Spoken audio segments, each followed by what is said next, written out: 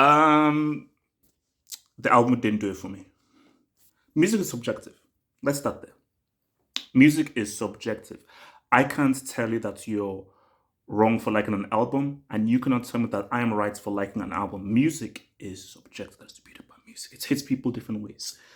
Um, but for me, it didn't do it for me as an album.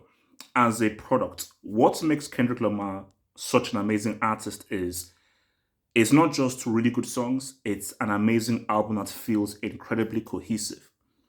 Good Kid, Mad City, Pimp a Butterfly, Damn, you can listen to those albums back to front and they are made to be listened to back to front and they work together. Similar to what I think is an amazing album, Beats, Rhymes, and Life by Tribe Called Quest. Like, there are albums where there are amazing tracks there, but it's made to be listened as a whole and it is an enjoyable listen as a whole. For me, I've tried to listen to it again and I was like, okay, this is tough to go through. I've got to keep it a stack. It's tough to go through. For me, the standout tracks obviously are Die Hard, um, Anti Diaries, Mother I Sober, and Mirror. For me, my personal favorite track is Mother I Sober.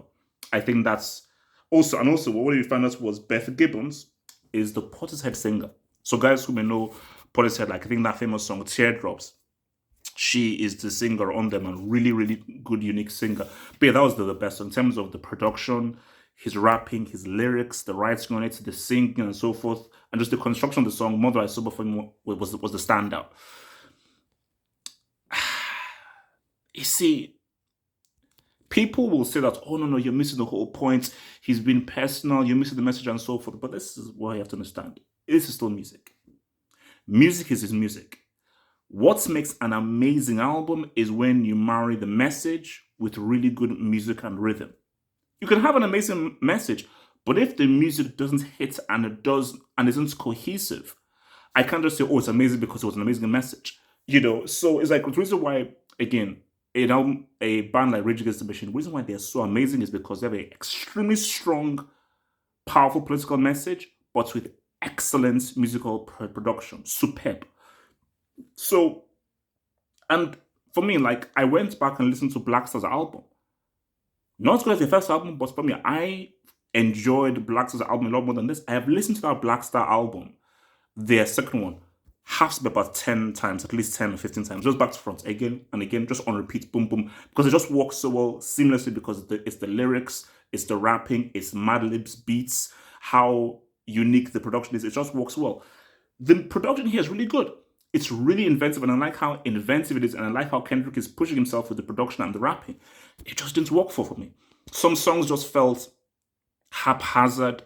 It didn't flow too well. It wasn't enjoyable to listen to. I found it hard to really grasp where the bop was or where the connective tissue was. And it was tough to go through. And this is my thing because I said, okay, can I copy play? I didn't love Damn the first time, and I grew to like Damn. So I said, okay, could it be the same thing with Damn? But I liked Damn a lot more the first time than I liked this. I just think the reality is that just for me, this is Kendrick's weakest album. I'll give it another listen, but I don't think my view will change because I've listened to it twice now. I'll give it another listen, but I don't think my view will change because it just doesn't work for me. It just doesn't work for me. And I think music, it either hits you or it doesn't hit you. You can't go from not liking an album to liking an album. Now, you can go from liking an album to loving an album, but you can't go from not liking an album to liking an album. No. You see, like, I liked Damn to begin with. Now I love Damn. I can't go because I don't like this album. I don't like this album. I really like some songs. I really, really like some songs here are really good. So a Mother I Sober, that's a damn good track.